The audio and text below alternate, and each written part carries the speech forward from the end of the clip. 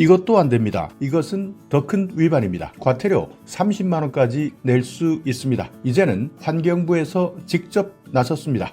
안녕하세요, 임플란트 타이거입니다. 우리가 쓰레기 버릴 때 정말 헷갈리는 경우 많습니다. 이것은 분리해야 되겠지, 아니다, 이건 그냥 일반 쓰레기로 버려도 돼, 이렇게 애매한 상황에서 귀찮아서 그냥 버리는 경우가 있는데요. 그렇지만 안 됩니다. 이번 추석부터는 정말 조심하셔야 됩니다. 정부에서 직접 나섰습니다. 일반 쓰레기 어떻게 버리는지, 분리 쓰레기는 어떻게 버리는지 환경부에서 직접 자료를 발표했습니다. 9월 11일부터입니다. 추석 연휴 기간 포장재 그리고 음식물 같은 명절 쓰레기 발생량이 일시적으로 증가하기 때문에 환경부 그리고 전국에 있는 지방자치단체, 유관기관 공동으로 대책을 발표한 겁니다. 여기에서 이 내용 다 아실 필요는 없고요. 두 번째 나와 있는 재활용품 분리배출 강화, 이 내용을 집중적으로 알아보겠습니다. 가정에서 발생하는 재활용 폐기물인데요. 이것 때문에 과태료 무는 일 없으시기 바랍니다. 과태료 얼마 되지 않겠지 생각하지만 1차 위반에는 10만 원이지만 2차에는 20만 원, 3차 위반일 때는 30만 원까지 올라갑니다. 그러니까 폐기물관리법에서 나와 있는 배출 위반 기준인데요. 단독주택이나 연립주택, 아파트 같은 건물에서 폐기물을 배출했을 때, 그러니까 이것을 일반 가정 발생 폐기물 이렇게 부릅니다. 1차 위반 10만 원, 2차 위반 20만 원, 3차 위반은 30만 원입니다. 물론 일반 생활에서 폐기물 투기 금지 이 조항도 있습니다. 예를 들어서 담배꽁초나 쓰레기를 그냥 지나가다가 버릴 때는 5만 원 과태료가 있고요. 또 대부분 휴가지에서 쓰레기를 버릴 때 20만 원의 과태료가 있습니다. 그러니까 이런 것들은 추석 연휴 기간 고속도로에서도 많이 발생할 수 있는데요. 이렇게 그냥 쓰레기를 버려도 5만 원에서 20만 원 이렇게 나오지만 생활 폐기물 최대 30만 원까지 받을 수 있다. 이 내용 꼭 기억하셔야 합니다. 추석 연휴 기간 동안 많이 버려지는 종이 상자,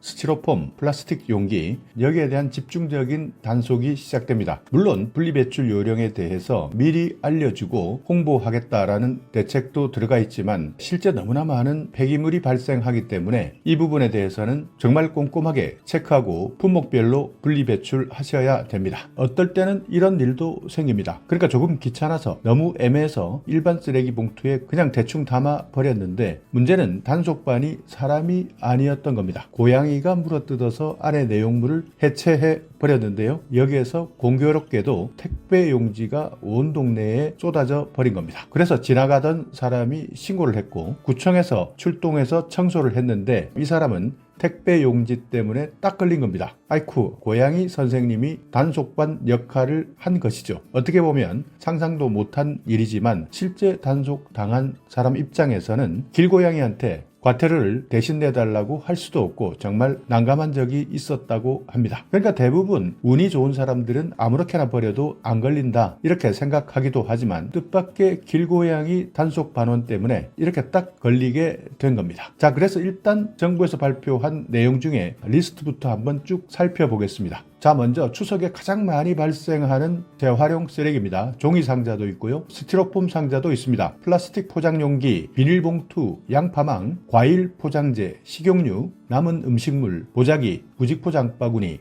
아이스팩, 알루미늄 호일, 비닐랩, 이렇게 대표적인 추석에 가장 많이 발생하는 재활용 쓰레기입니다. 자, 차례대로 한번 살펴보면 재활용 쓰레기 올바른 분리배출 방법, 대부분 다 내용들 아실 겁니다. 첫 번째, 종이 상자 같은 경우에는 상자에 붙어있는 테이프, 택배 스티커를 제거한 다음 접어서 종이로 배출한다. 이 정도는 다 알고 계실 것이고요. 스티로폼 마찬가지입니다. 택배 스티커나 테이프를 반드시 제거하시고 스티로폼이 흩날리지 않도록 배출해 주셔야 된다. 그리고 플라스틱 포장 용기, 내용물은 비워야 되고요. 물로 헹군 다음 재활용품으로 배출해야 됩니다. 다만 플라스틱 포장용품 같은 경우에는 지역에 따라서 조금 다르게 종량제로 배출하는 경우도 있기 때문에 이 부분에 대해서는 내가 살고 있는 곳 지방자치단체의 소각장에 따라서 조금 다를 수 있다. 얼마 전 뉴스에서도 나왔지만 힘들게 분리수거했더니 몽땅 한꺼번에 싣고 가서 다 태워버리는 뉴스도 봤을 텐데요. 이럴 때는 정말 허탈할 수밖에 없을 겁니다. 자, 비닐봉투입니다. 비닐봉투와 비닐류는 내용물을 비우고 깨끗하게 재활용품으로 배출하셔야 되고요. 양파망, 많이 헷갈리는 부분입니다. 양파나 채소를 보관하는 양파망은 비닐류로 배출해야 됩니다.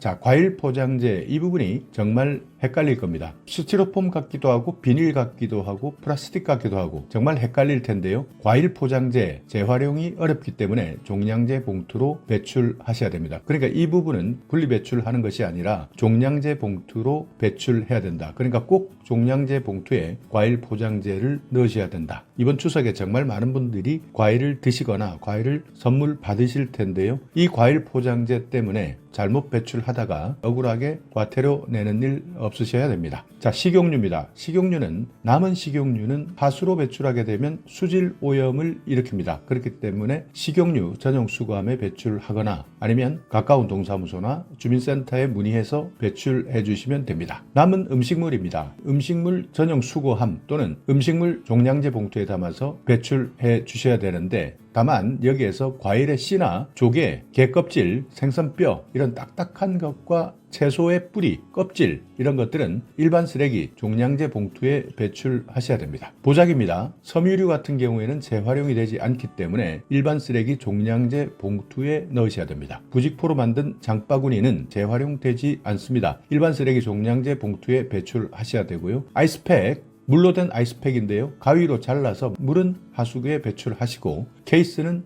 비닐류로 배출하시면 됩니다. 다만 고흡수성 수지가 들어있는 아이스팩이 있습니다. 젤 형태로 된 아이스팩이 있는데요. 이런 젤 형태의 아이스팩은 자르지 마시고 일반 쓰레기 종량제 봉투에 배출하시면 됩니다. 알루미늄 호일, 사용한 알루미늄 호일 조각은 재활용되지 않습니다. 일반 쓰레기 종량제 봉투에 배출하셔야 됩니다. 비닐랩, 이물질이 묻은 비닐랩 조각은 일반 쓰레기 종량제 봉투에 배출하시면 됩니다. 그 외에도 정말 재활용 쓰레기 어떻게 분리해야 되느냐 헷갈리는 분들 많을 겁니다. 품목이 워낙 다양하기 때문인데요. 그러다 보니 우스갯소리로 분리배출하는 것이 사법고시 수준보다 어렵다. 정말 헷갈린다. 이렇게 생각하시는 분들 많을 겁니다. 자, 그래서 이런 분들은 내 손안에 분리배출 앱이라는 것이 있습니다. 여러분이 휴대폰에서 앱을 다운받으시면 되는데 내 손안에 분리배출 이렇게 휴대폰에서 검색해 보시면 앱으로 다운받을 수 있는데요. 각종 품목별 어떻게 분리배출을 하느냐, 종이냐, 금속이냐, 유리냐, 플라스틱이냐, 비닐류냐, 스티로폼이냐, 또 어떤 경우에는 플라스틱과 금속이 함께 있는 경우도 있고요. 종이와 함께 있는 경우들도 있습니다. 헷갈리기 쉬운 이런 모든 분리배출에 대한 내용을 앱에서 간단하게 확인할 수 있으니까 더 자세한 내용은 앱을 참고하시면 됩니다. 자, 그리고 마지막으로 이번 중점 단속 지역, 그러니까 계도나 순찰 활동 강화 지역은 단독주택 지역이다. 가장 취약한 지역이 단독주택이기 때문에 가장 집중적으로 시행되고 고속도로